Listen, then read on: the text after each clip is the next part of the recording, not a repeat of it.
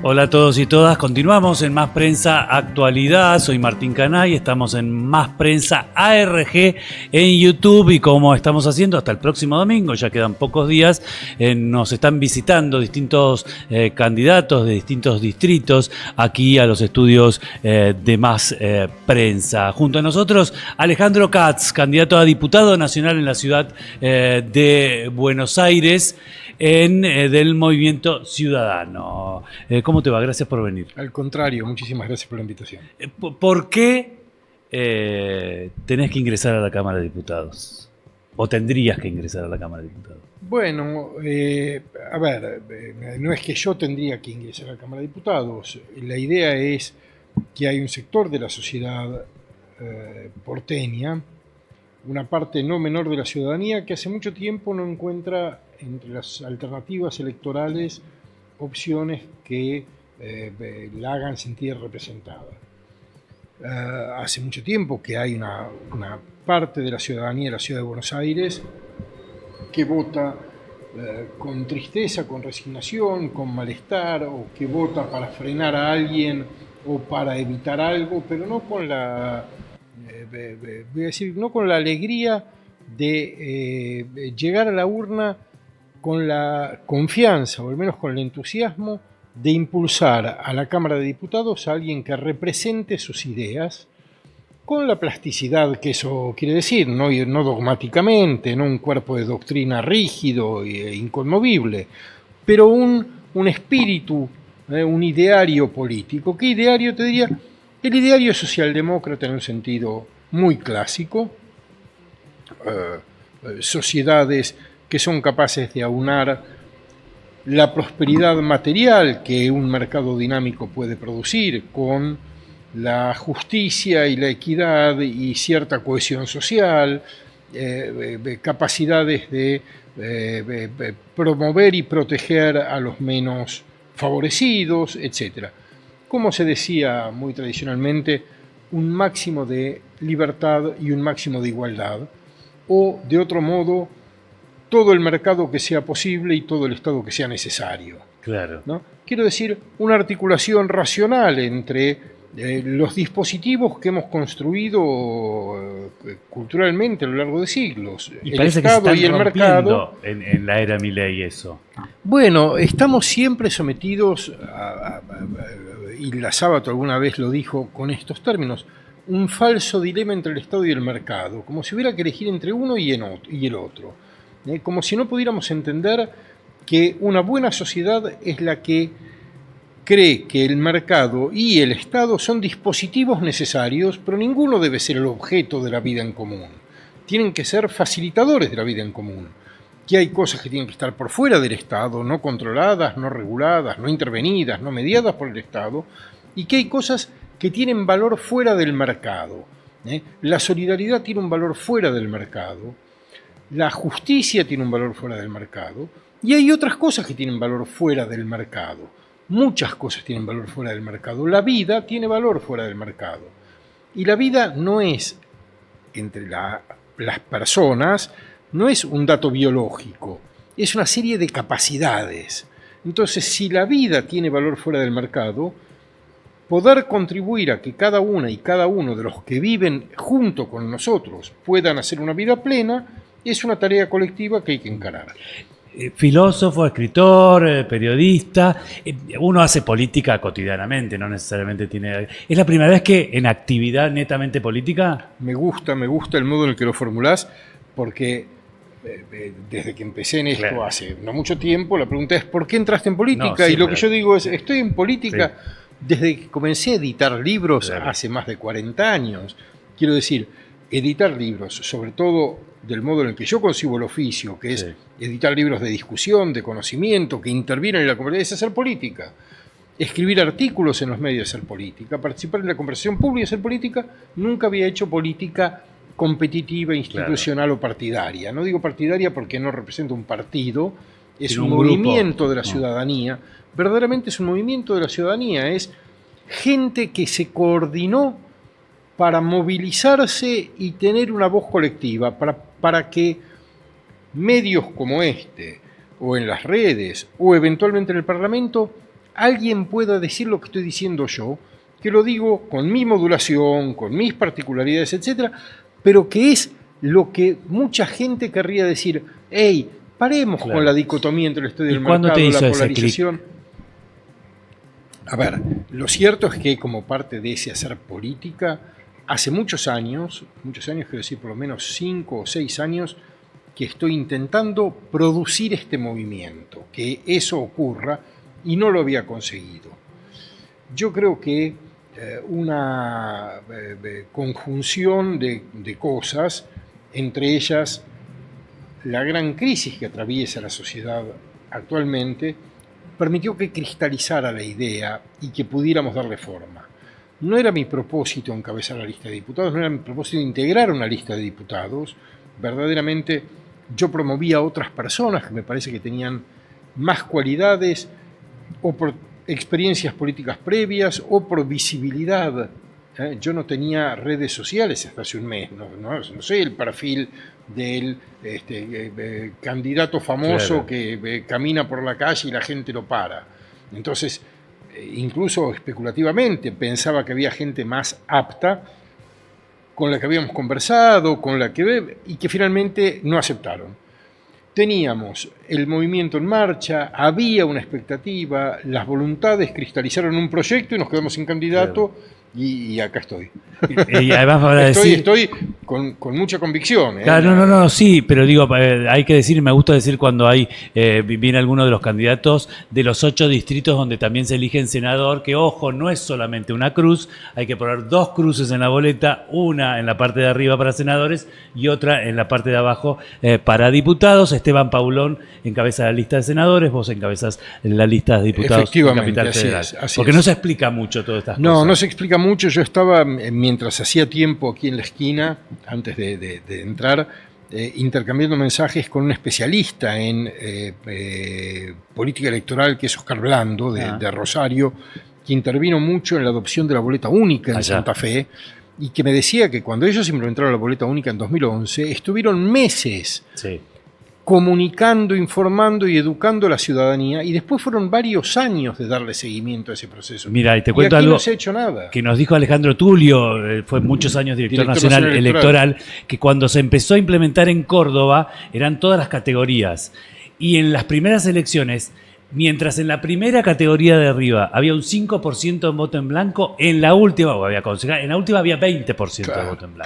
Claro. Porque no llegaban a poner cruces en todas las categorías. Yo estaba preguntándole a Oscar si no es posible solicitar a la autoridad electoral que instruya a las autoridades de mesa para que expliquen a cada ciudadano o ciudadano que se presenta a la mesa expresamente cuál es la forma correcta de señalar por categoría, de decidir no señalar en alguna si es una opción, y de doblar la boleta para que al entrar en la urna no quede impugnada. Claro. Quiero decir, me parece que ya que el gobierno no se hizo cargo de la pedagogía electoral imprescindible para un cambio de sistema, que los presidentes de mesa, apoyados por los fiscales, y por el equipo que esté presente, a cada persona que vota le hagan una explicación muy clara en los 2 minutos que demora el que está votando para hacerlo. Claro. No retrasa el proceso, no... Ahora te pregunto a nivel filosofía, ¿qué pasó en Argentina en 2023? Todos podemos entender, Javier Milei vino a romper mucha gente harta de todo lo que estaba pasando, no importa, voto al único que está. Pero a nivel cambio cultural, había políticas de Estado que no se discutían en Argentina, como ya estaban aprendidas, de derechos humanos, violencia de género, comunidad LGTBQ. Digo, ¿qué pasó para que eso se vuelva a discutir?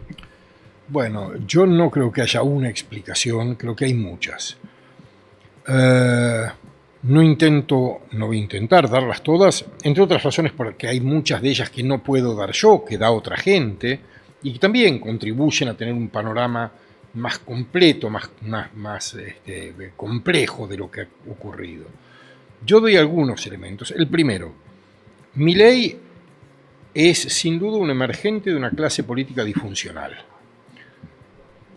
¿Qué quiere decir una clase política disfuncional? No estoy diciendo quién me gusta y quién no me gusta. Lo que digo es, cuando Milei gana las elecciones, Argentina no crecía hacía 11 años. El año próximo, el Producto Bruto por habitante va a ser 15% menor de lo que era hace 13 años. Es decir, más allá de las preferencias ideológicas, de las afinidades selectivas, etcétera, lo cierto es que el malestar tenía un fundamento muy claro y muy extenso. Un país que durante 11 años en ese momento, 13 ahora no crece, es un país que produce mucha frustración. En ese contexto de frustración asociada con los fracasos, los principales actores que venían disputando la escena política se desresponsabilizan de su fracaso, se lo atribuyen al adversario. Es decir, todo funciona mal, pero yo no tengo ninguna responsabilidad. Si yo hubiera tenido más poder, o un poder durante más tiempo, o no hubiera tenido interferencia para el ejercicio del poder de los que no están de acuerdo con lo que hago, esto sería un paraíso. Todo es culpa del otro. De un otro al que además no le reconozco ninguna legitimidad en sus reclamos. Todo lo que hace lo hace por malicia, lo hace para perjudicar al mundo, no porque tiene algo legítimo que proponer en la escena pública. Entonces, en los dos casos, puesto en el lugar en el que te pongas, la lógica era la misma. Yo hubiera solucionado todo, los fracasos son culpa del adversario. El adversario además es ilegítimo porque actúa por malas intenciones. Todo lo que dice representar es falso, es espurio, es corrupto, es un populista que roba o es un neoliberal que fuga, pero en lo del otro no hay nada verdadero. Bueno, esta es una escena disfuncional. Una escena no disfuncional es una escena autorreflexiva, en la que yo me pregunto ¿por qué cuando fui gobierno fracasé? ¿Qué hice mal? Entre otras cosas, no reconocer las demandas ajenas, confiar en que gobernar para una parte de la sociedad era suficiente. Me pregunto, no tengo la respuesta, me pregunto. Y de esa pregunta tienen que surgir ideas diferentes de las que tenía antes de hacérmela, propuestas diferentes de las que hacía cuando era gobierno y fracasé, y liderazgos diferentes de los liderazgos que produjeron el fracaso. Y lo que tenemos en 2023 es dos fuerzas políticas que vienen de fracasar durante muchos años, que no hacen una reflexión de la que surja una idea nueva ni un cambio de liderazgos. Claro. Entonces, lo disfuncional es el lugar de la emergencia del loco. No estoy haciendo un diagnóstico clínico de Milei, pero sí del modo en el que opera en la política, que por lo demás es el título de la biografía de Milei que más circula. Y es el loco porque es el emergente de una situación disfuncional. Y tanto Milei como el peronismo, kirchnerismo, como quieran llamar, aprovecha esta antinomia para estas elecciones que al no haber paso hay en algunos distritos una cantidad de 17 creo que en Capital Federal. ¿Esto ayuda a estos dos sectores? Bueno, a ver, son dos cosas. Por un lado, la suspensión de las PASO favorece la polarización porque evita que se organicen fuerzas que tienen un sistema de afinidades, pero que a la vez necesitan mantener su identidad y que sin PASO no hay forma de resolver y de resolver cómo organizar eso preservando la identidad de distintas fuerzas. Pero a la vez no solo es especulativo en el sentido de dificultar la emergencia de estas opciones diferentes, sino que tiene algo que ver con, yo diría, lo existencial de las fuerzas principales.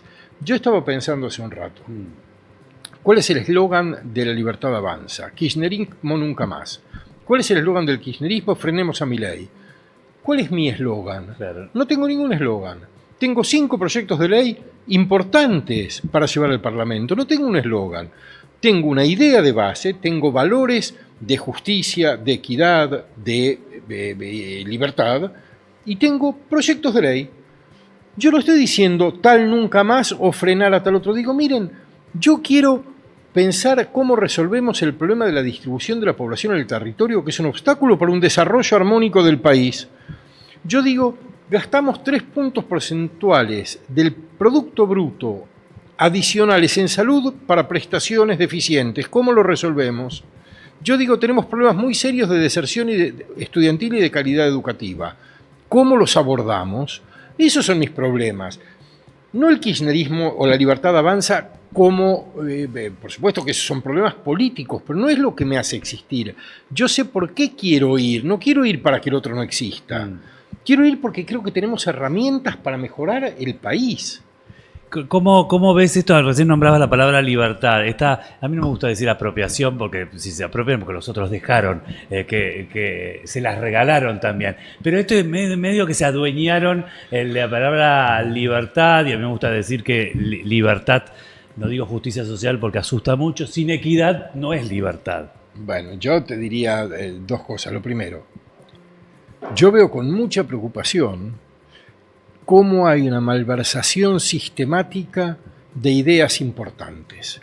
Yo creo que el kirchnerismo malversó el ideario progresista, que convirtió vos dijiste, no hablo de justicia social porque asusta. ¡Claro! No tendría que asustar, y no asustaría si no hubiéramos tenido una experiencia en la cual enunciar la justicia social implica enriquecerse a costa o establecer mecanismos de control clientelar de las poblaciones a las cuales la justicia social tiene que servirles más, o etcétera.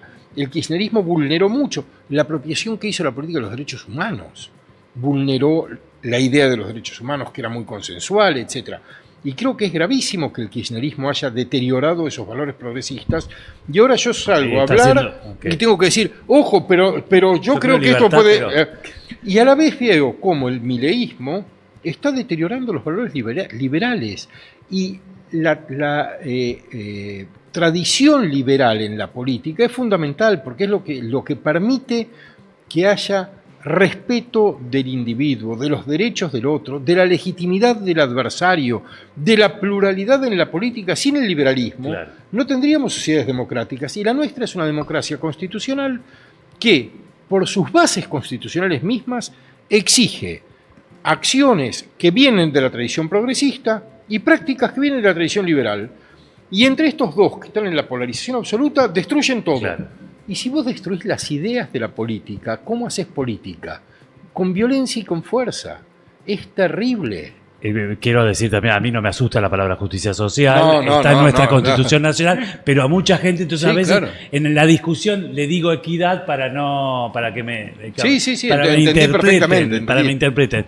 Bueno, aquí en Más Prensa terminamos todos con la misma pregunta. A ver, es un pequeño juego que tenemos que llamamos Juegos Olímpicos de la Democracia. Vas a ver en imagen Alfonsín, Menem, De la Rúa, Duhalde, Néstor Kirchner, Cristina Kirchner, Mauricio Macri, Alberto Fernández, Javier Milei, los presidentes desde el 83 hasta ahora, medalla de oro, medalla de plata, medalla de bronce. Mira, verdaderamente yo creo que la persona que merece un reconocimiento por los valores democráticos es Alfonsín.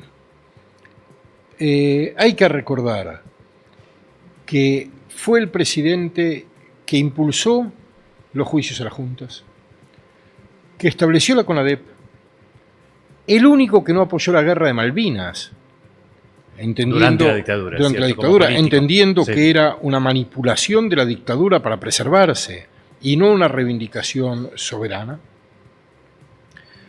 Pero además, y lo dije hace unos días, pero es algo que pienso hace mucho tiempo, yo nunca fui radical. No tengo tradición radical en mi familia y no la tengo yo.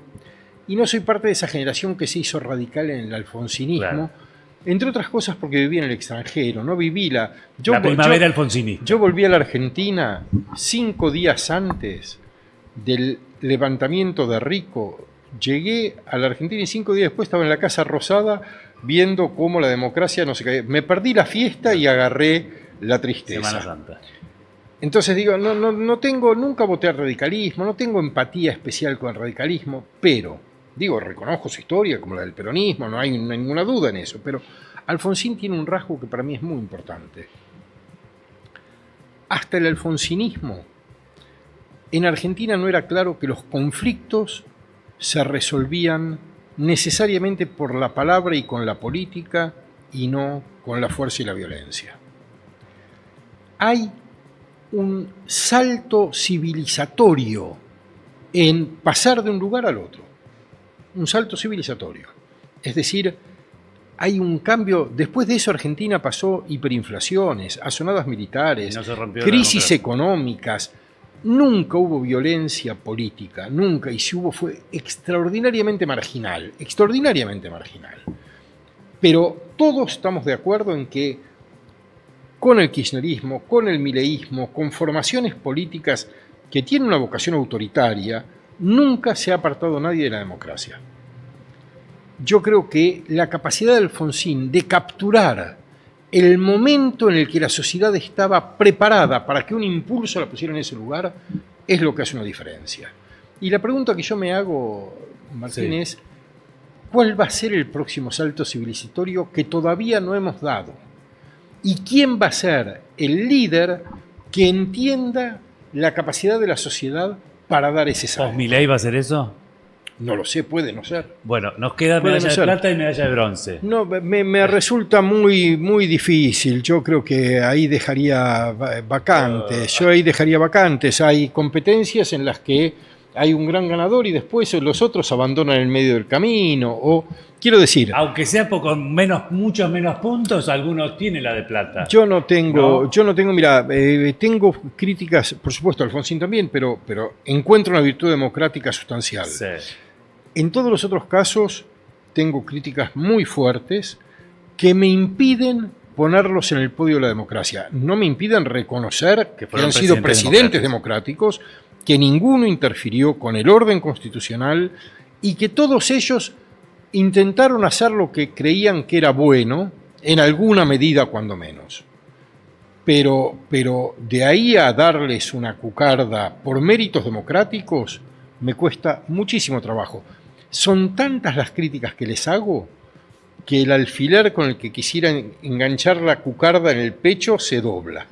Katz, muchísimas gracias por venir aquí a Más Prensa. Al contrario, muchísimas gracias por la invitación. Un placer. Alejandro Katz, candidato a diputado nacional en la Ciudad de Buenos Aires por el Movimiento Ciudadano, lleva en la lista a Esteban Paulón como candidato a senador, ha pasado por Más Prensa Actualidad, Más Prensa ARG en YouTube. Recordamos, Charlie Azar, Juan Martín Morales Martín y Juliancita en la producción, Camila Pierre en redes y Acu en la puesta en el aire. Nos encontramos mañana. Chao.